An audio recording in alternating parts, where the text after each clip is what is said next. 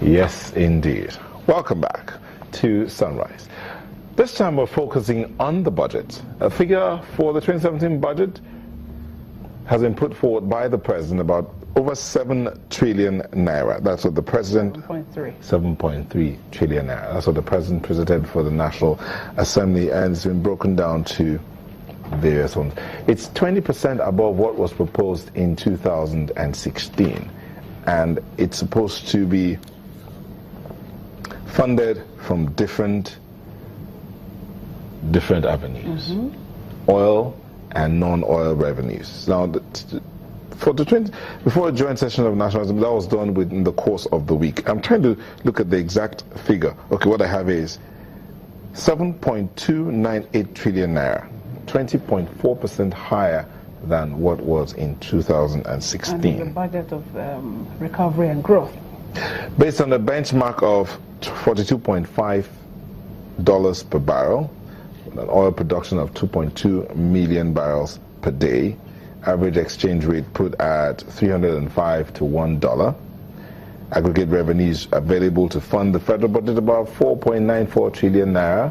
Then the others are supposed to come from, with a deficit of about 2.36 trillion naira. Now all of this is, it's a lot of work. A lot of figures. A lot of figures, plenty figures. But we're not going to do that. We have people that will help us look at the entire budget as it is and how it's been broken down. How would it work? So we have in the studio... Look at specific areas of the budget. Okay. Well, I'll start out by introducing the economists. I have Mr. Gabriel Idahosa, an economist. Thank you for joining us. Thank you.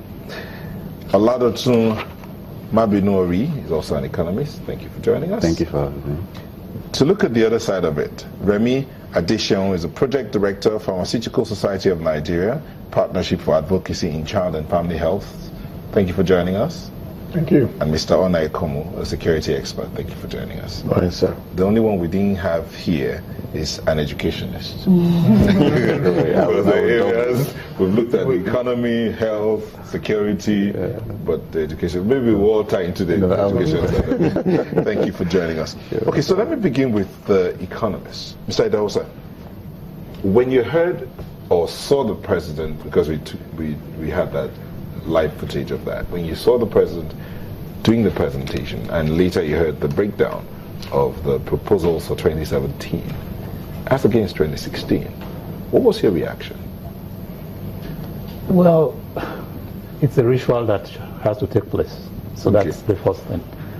The second thing was that it's coming in December, 2 or 3 weeks before January 1 is the budget for 2017.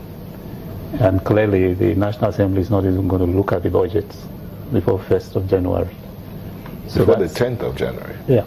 Yeah, because the budget is supposed to start running from 1st of January. So that's the first thing. Like 3 months behind time. The other thing is a 20% increase on previous year, 18% inflation.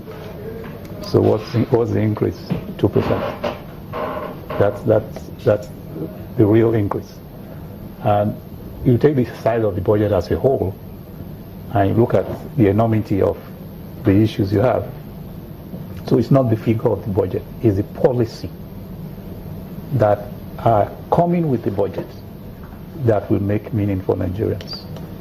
Because that's 7.3 million. If you put all of it in just universities alone, talking about education, you won't scratch the surface of what you need to fix education. So what you're always looking for is what are the policies behind the budget. The first one, which is very good, which is a landmark for our country on the oil and gas industry, is that they promised to do it, they already signed it, exiting the joint venture calls. That exiting of the joint venture calls alone is bringing billions and billions of dollars additional income. That is far more than what the budget can even do. So it is those kind of policies that they promise. They also promise to pay the power companies. They are owing the power companies 100 billion naira. So if you are owing me 100 billion naira and you want me to supply power, I mean, how am I going to do it?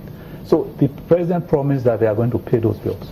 So we have to look at key policies that are embedded in the president's statement and see that they are implemented very, very quickly. Because that is what will drive the growth that they promise, not the numbers. Mr. Mabineri, yes, sir. Your take? Well, I would like to look at the budget holistically before we go to the details. Most of us are looking at the nominal value of the budget from, in comparison to last year's budget of 6.06 trillion naira. Now we have 7.298 trillion naira. If you look at it in real terms, let's even, there are different aspects of looking at it. Let's look at it from the angle of exchange rates, because we're looking at it as they call it a budget of recovery and growth. To me, I think the first part of it is achievable, but the second part might actually not be achievable because of certain reasons. We're looking at it as the nominal value, that is increased from 6.0 to 7.298. But if you look at it, last year's budget in dollar terms was about $30 billion. That's, if you divide that 6.0 by the exchange rate in the budget, which was 197, we have about $30 billion. But if you do the one of this year, the 7.298 divided by 305, the exchange rate, we have something about $23 billion. So that's to tell you that the budget actually did not increase as we are all seeing it. It's actually a reduction from what we have. So we want to move out of recession, and we are cutting back the budget. So if you look at it, if you have to maintain last year's budget of $30 billion that we had last year, multiply with exchange rate of 305, we should be looking at a budget of 9 trillion naira this time around. That's even to maintain the level of our activities last year. To maintain that this year, we should have that. That's even on a part of exchange rate. Once we look at the exchange of the part of inflation. Can I stop you? You're talking about an exchange rate based on 195. That was the official exchange. 197. That was what the budget was based on last year. Last year. Between the time the budget was signed and now, when they had the 2017 budget, the exchange rate wasn't 197. The exchange was actually 305. No, that's what we're looking at. At least we'll look at what the government has presented. 197 last year, 305 this year. Let's leave the real. That's their own projection. We are not even talking about what we have in the real. Dollar as we speak today is about 500 naira. You know, so let's even look at what they have presented. 197 in comparison to 305.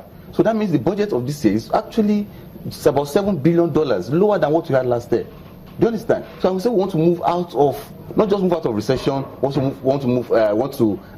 experience growth. Fine, the government is actually trying, because if you look at the details of the budget, I'm still talking on the budget as a as a whole. So if you now look at it into details, then you know, okay, if all these programs can truly be implemented. That's even on part of exchange rate. If you look at it on part of inflation rates projected last year, last year was 9.81. This year was 15.7. So if you look at the difference between that and now in terms of percentage increase, we're having about 60% increase in values of goods and services. That means there's enormous pressure of about 60% on expenditure, on spending, on our income as Nigerians. So if our income has been reduced or has been threatened to the tune of 60%, then this budget, I don't think is enough to take us out of recession. Okay. But just before we go on to other guests, you said something about the budget should be around 9 trillion naira. Yes, if you have to maintain last year's budget based on the exchange rate. We're still talking about funding even the one that we're talking about. Yeah, that's why I said we didn't get overnight. We can't get out of it overnight. I'm just being realistic. Okay, if we are to look at the exchange rate, because the exchange, we are looking at there's actually a theory in economics we call ISLM analysis. That's the agreement of the real sector and the monetary sector in the economy. Now, if you look at what we have in Nigeria right now, it's more or less like there is a disagreement between the monetary sector and the real sector. That is where the fiscal aspect, which is what government is doing, the budget, to use budget to regulate the economy, and what the monetary sector is doing. So there is actually more or less like a disagreement between them. So until both of them come together, look at an interest rate an income level that will make both sectors of the economy to be at equilibrium, then we might not be ready to. Let's go to the health sector.